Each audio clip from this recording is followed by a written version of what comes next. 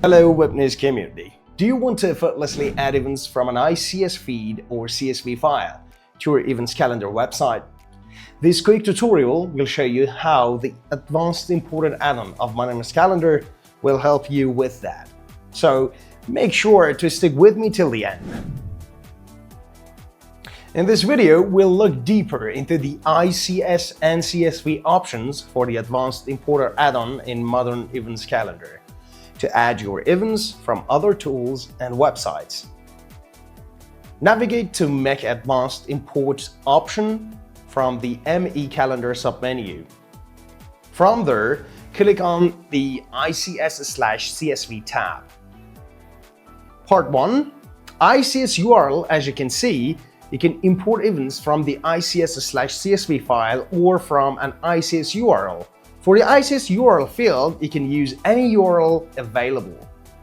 As it says in the description, any platform that uses the ICS format can be imported here. Facebook, Apple Calendar, etc. I'll use a sample ICS link from our own website. A new option appears that can add this import option to the Sync tab.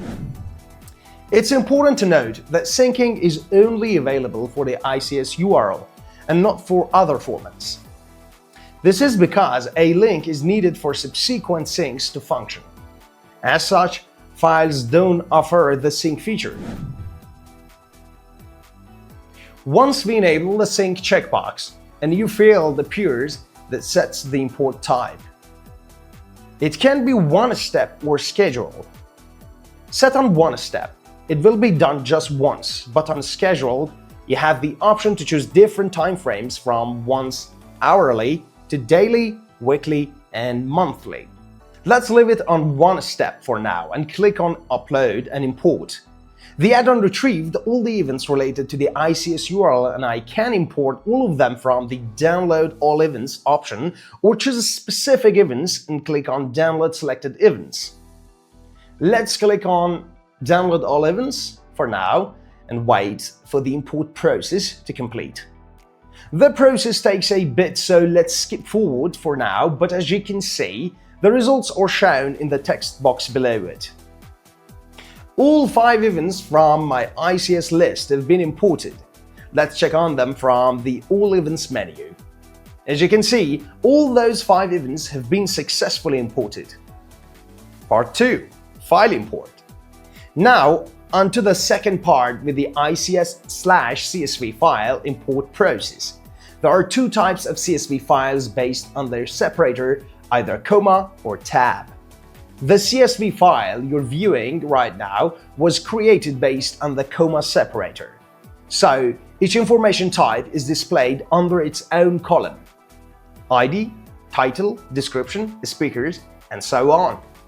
But tab separator type files display all the information for an event in a cell. All the titles are displayed in this first cell.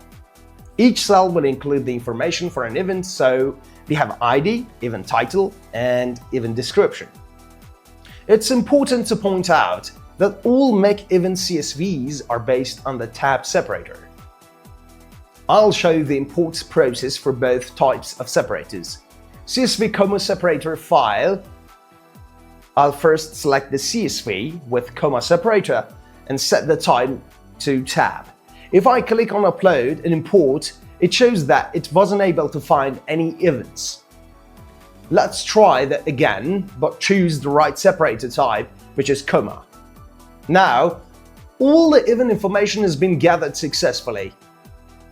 CSV tab separator file. Let's try this again for a CSV that was created based on tab separator. Again, all the event information on the CSV is being retrieved successfully. Like before, we can either import all the events or select individual ones for import. It's worth mentioning again that it's not possible to add import files to the Sync tab. So let's go ahead with the CSV file import. Alright, as you can see, it says that all events have been imported. Let's check it on the events page. As expected, all our events from the CSV file have also been imported. Part 3. Sync tab. To finish this quick tips video, when you have an ICS URL, you have the option to add it to the sync tab so that it routinely adds or updates events. Clicking on the sync tab, you'll see that the ICAL feed for web news has been added on a sync schedule. Okay, as you may have noticed, we used a CSV file for this demonstration, but an ICS file import would work similarly.